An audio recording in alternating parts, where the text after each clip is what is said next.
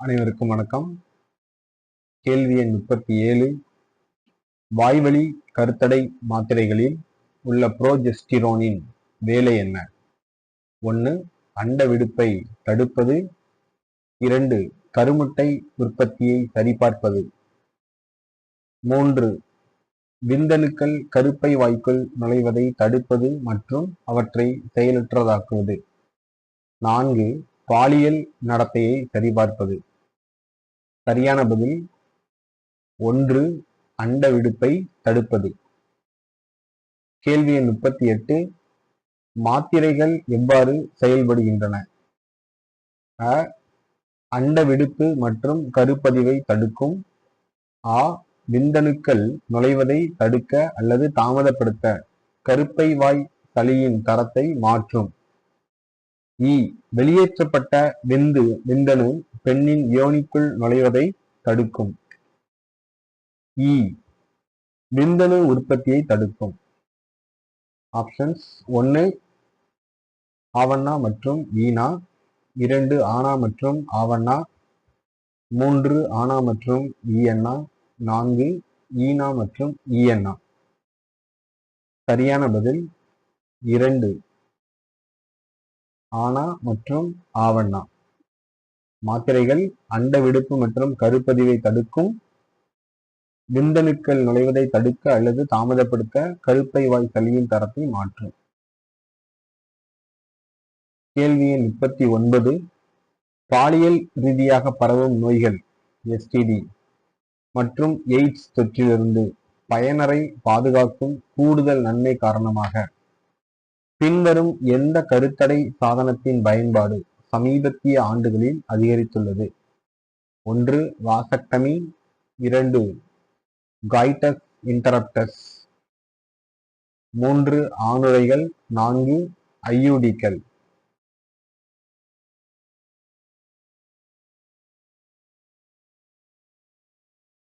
சரியான பதில் 3. ஆணுறைகள். கேள்வி எண் 40. கருத்தடைக்கான மலட்டுத்தன்மை நுட்பங்கள் பொதுவாக குறைந்த பக்க விளைவுகளை கொண்ட முழுமையான முறைகள் ஆயினும் கூட இது தம்பதிகளுக்கு கடைசி விருப்பமாக உள்ளது. ஏனெனில் அ. இது கிட்டத்தட்ட மீள முடியாதது. ஆ. இது பாலியல் ஆசை அல்லது உந்துதலை குறைக்கும் என்ற தவறான கருத்து காரணமாக. இ. இது ஒரு அறுவை சிகிச்சை முறை. இ. நாட்டின் பல பகுதிகளில் போதுமான வசதிகள் இல்லாததால். 1. அ மற்றும் இ. 2. ஆ மற்றும் இ. 3. ஆ மற்றும் இ. ஈயண்ணா. 4. ஆனா ஆவண்ணா ஈனா மற்றும் ஈயண்ணா. சரியான பதில் 4. அனைத்துமே. கருத்தடைக்கான மலட்டுத்தன்மை நுட்பங்கள் பொதுவாக குறைந்த பக்க விளைவுகளை கொண்ட முழுமையான முறைகள் ஆயினும் கூட இது தம்பதிகளுக்கு கடைசி விருப்பமாக எல்லாமே பொருந்துது. இது கிட்டத்தட்ட மீள முடியாதது. இது பாலியல் ஆசை உந்துதலை குறைக்கும் என்ற தவறான கருத்து. இது ஒரு அறுவை சிகிச்சை முறை. நாட்டின் பல பகுதிகளில் போதுமான வசதிகள் இல்லாததால். அனைத்துமே பொருந்தது. கேள்வி எண் 41. எத்தனை வார கர்ப்பம் வரை MTPக்கள் பாதுகாப்பானதாக கருதப்படுகிறது? கர்ப்பத்தின் மருத்துவ ரீதியான கருக்கலைப்பு அப்படின்றத MTP அப்படின்னு சொல்றோம். எத்தனை வார கர்ப்பம் வரை MTPக்கள் பாதுகாப்பானதாக கருதப்படுகிறது? 1. 10. 2. 12. 3. 8. 4. 4. சரியான பதில் 2. 12 வாரங்கள். கேள்வி எண் 42. இந்திய அரசு MTPயை எந்த ஆண்டு சட்டப்பூர்வமாக்கியது? 1. 1951. 2. 1971. 3. 1981. 4. 1992. சரியான பதில் 2. 1971. கேள்வி எண் 43. MTP என்பதன் விரிவாக்கம் என்ன? 1. மகரந்தத்தின் இயந்திர இடமாற்றம். 2. கர்ப்பத்தின் மருத்துவ முடிவு. 3. கர்ப்பத்தின் மருத்துவ முடிவு. 4 தாயின் மூலம் பரவும் நோய்க்கிருமிகள்.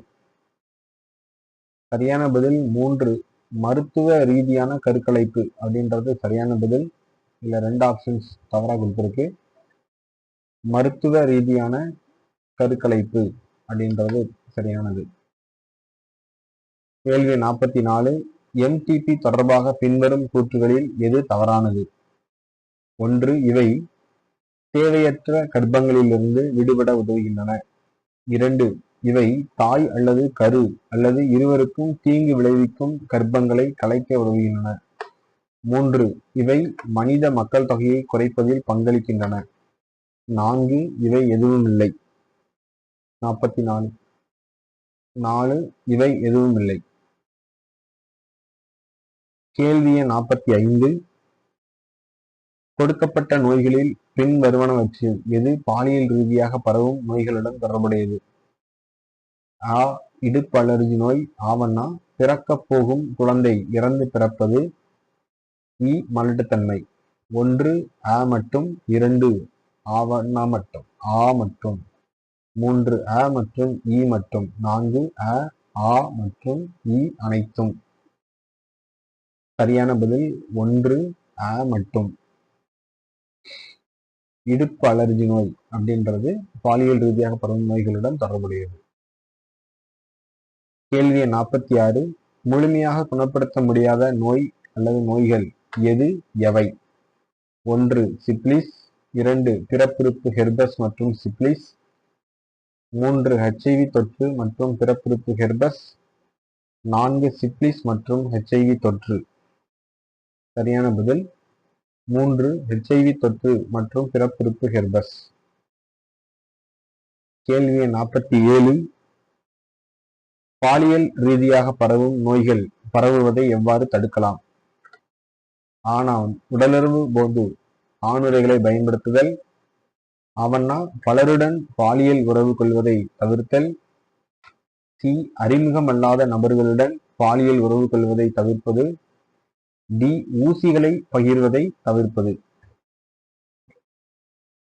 ஆப்ஷன்ஸ் 1 பி, சி, டி மற்றும் 2 A, B, C, D, 3 A, B, C மற்றும் 4 ஏ, பி, டி மற்றும். சரியான பதில் 1 பி, சி, டி மற்றும். பி, சி, டி மற்றும். B, C, D. பலருடன் பாலியல் உறவு கொள்வதை தவிர்ப்பது. அறிமுகமில்லாத நபர்களுடன் பாலியல் உறவு கொள்வதை தவிர்த்தல். ஊசிகள் பகிர்வதை தவிர்த்தல். இதெல்லாம் பாலியல் ரீதியாக பரவும் நோய்கள் பரவுவதை தடுப்பதற்கான வழிமுறைகள். கேள்வி 48. பாலியல் ரீதியாக பரவும் நோய்களை பெறுவதை தடுப்பதில் பின் வருவனவற்றில் எது பயனுள்ளதாக இருக்காது? 1 அறிமுகம் இல்லாத நபருடன் பாலியல் உறவு கொள்வதை தவிர்ப்பது. 2 உடலுறவின் போது ஆணுறைகளை பயன்படுத்துதல். 3 வாய்வழி மாத்திரைகளை பயன்படுத்துதல். 4 பலருடன் பாலியல் உறவு கொள்வதை தவிர்ப்பது. சரியான பதில் 3 வாய்வழி மாத்திரைகளை பயன்படுத்துதல். கேள்வி 49. பாலியல் தொற்று நோய்கள் பரவுவதற்கான பொதுவான வழிமுறைகள் யாவை? 1 உடலுறவு. 2 நஞ்சுக்கொடி வழியாக பரவுதல். 3 இரத்த மாற்றம். 4 இவை அனைத்தும். சரியான பதில் 4 இவை அனைத்தும். கேள்வி 50. ஜிப்ட் முறையில் என்ன நடக்கிறது? கருப்பைக்குள் கருவை மாற்றுதல். 2 அண்ட நாளத்தினுள் மொருலாவை மாற்றுதல். 3 8 பிளாஸ்டோமியர்கள் வரை உள்ள கரு அல்லது ஆரம்ப கருவை மாற்றுதல். 4 இவை எதுவுமில்லை. சரியான பதில் 3 8 பிளாஸ்டோமியர்கள் வரை உள்ள கரு அல்லது ஆரம்ப கருவை மாற்றுதல். கேள்வி எண் 51. சோதனை குழாய் குழந்தை திட்டம் பின்வரும் எந்த நுட்பத்தை பயன்படுத்துகிறது? 1 கருமுட்டையை அண்ட நாளத்தினுள் செலுத்துதல் ஜிப்ட். 2 கருப்பையினுள் விந்து செல்களை உட்செலுத்துதல் IUI. 3 கருமுட்டையை அண்ட நாளத்தினுள் செலுத்துதல் கிஃப்ட். 4 இவை அனைத்தும். சரியான பதில் 1. கருமுட்டையை அண்ட நாளத்தினுள் செலுத்துதல் ஜிப்ட்.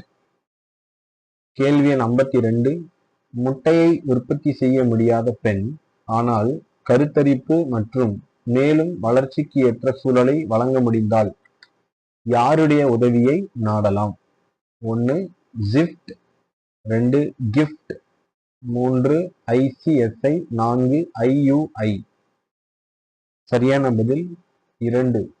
Gift, GIFT, gamete intrafallopian transfer. கருமுட்டையை அண்ட நாளத்தினுள் செலுத்துதல் அப்படின்றது சரியான பதில். கேள்வி எண் 53. ஆண் பங்குதாரருக்கு விந்தணு எண்ணிக்கை குறைவாக இருக்கும் தம்பதியினரின் மலட்டுத்தன்மையை குணப்படுத்த பின் வருவனவற்றில் எது பயன்படுத்தப்படலாம்? 1. IUD, 2. கிஃப்ட், 3. IUI, 4. இவை ஏதுமில்லை. சரியான பதில் 3. IUI, intra uterine insemination. கேள்வி எண் 54. IVF ED உடலுக்கு வெளியே கருத்தரிப்பு மற்றும் கருப்பரிமாற்றம் போது கருத்தரிப்பிற்கு பிறகு கருவில் 8 அல்லது அதற்கும் குறைவான பிளாஸ்டோமியர்கள் இருந்தால் அது ஏக்கு மாற்றப்படுகிறது. அதே நேரத்தில் எண்ணிக்கை 8ஐ விட அதிகமாக இருந்தால் அது பிக்கு மாற்றப்படுகிறது. A, B அப்படின்றத இங்க வந்து அடையாளம் கண்டுபிடிக்கணும். 1. A அண்டநாளம், B அண்டநாளம். 2.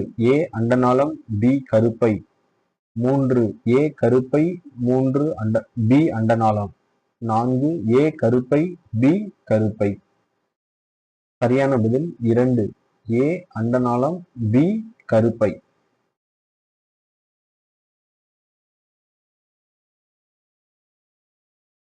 எட்டு அல்லது அதற்கும் குறைவான பிளாஸ்டோமியர் இருந்தால் அண்டநாளத்திற்கும், 8ஐ விட அதிகமான பிளாஸ்டோமியர் இருந்ததுன்னா அதாவது கருப்பைக்கும் நாம இடமாற்றம் செய்யணும். கேள்வி எண் 55. குழந்தை இல்லாத தம்பதியினருக்கு கிஃப்ட் எனப்படும் ஒரு நுட்பத்தின் மூலம் குழந்தை பெற உதவ முடியும். இந்த நுட்பத்தின் முழு வடிவம் என்ன? 1. கருமுட்டையை அண்ட நாளத்தினுள் செலுத்துதல். 2. கருமுட்டை உட்கருவுறுதல் மற்றும் பரிமாற்றம். 3. மூல இனச்சல் அண்ட நாளத்தினுள் செலுத்துதல். 4. கருமுட்டையை அண்ட நாளத்தினுள் செலுத்துதல். சரியான பதில் 1. கருமுட்டையை அண்ட நாளத்தினுள் செலுத்துதல். கேள்வி எண் 56. செயற்கை கருவூட்டல் என்றால் என்ன? 1. ஆரோக்கியமான நன்கொடையாளரின் விந்தணுக்களை கருமுட்டைகளை கொண்ட ஒரு சோதனை குழாய்க்கு மாற்றுதல். 2. கணவனின் விந்தணுக்களை கருமுட்டைகளை கொண்ட ஒரு சோதனை குழாய்க்கு மாற்றுதல்.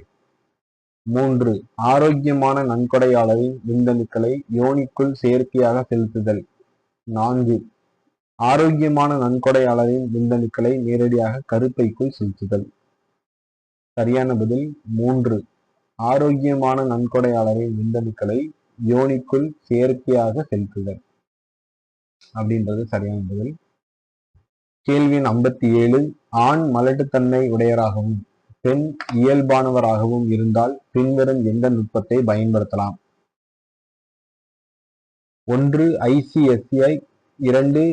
ZIFT ஜிப்ட், 3. GIFT gift, 4. AI artificial insemination. சரியான பதில் AI ஆர்டிபிஷியல் இன்செமினேஷன் செயற்கை விந்தூட்டம். கேள்வி எண் 58. மனிதர்களில் இயற்கையான கருத்தரித்தலில் இருந்து உடல்வெளி கருத்தரிப்பு எவ்வாறு வேறுபடுகிறது? 1. உடல்வெளி கருத்தரிப்பில் விந்தணுக்களை கருப்பைக்குள் செயற்கையாக செலுத்துவது அடங்கும். 2. உடல்வெளி கருத்தரிப்பில் ஒரு பெற்றோர் மட்டுமே ஈடுபடுகிறார். 3. உடல்வெளி கருத்தரிப்பு உடலுக்கு வெளியே நடக்கிறது. 4. உடல்வெளி கருத்தரிப்பில் முட்டைகளுக்கு பதிலாக தண்டு செல்கள் பயன்படுத்தப்படுகின்றன. சரியான பதில் 3. உடல்வெளி கருத்தரிப்பு உடலுக்கு வெளியே நடக்கிறது. கேள்வி எண் 59.